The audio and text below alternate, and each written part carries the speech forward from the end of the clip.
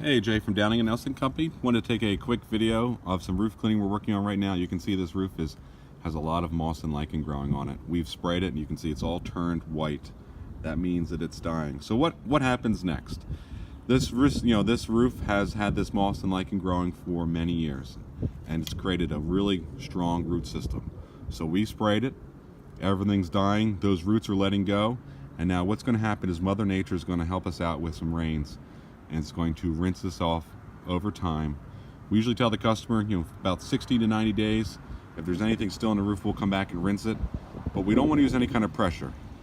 We don't want to, dislodge any of the roof shingles or damage any roof. So we have to just let it, over time, wash away. But this roof looks exactly like it should. Very pleased with it. Even the lichen is turning nice and white. And I think within, it's spring right now. I think by the summertime, this will all be rinsed off just nicely. So if you have any questions, of course, give us a call or send us an email. We'll get back to you right away. But just doing some roof cleaning, wanted to show you some results. Thank you for watching and have a great day.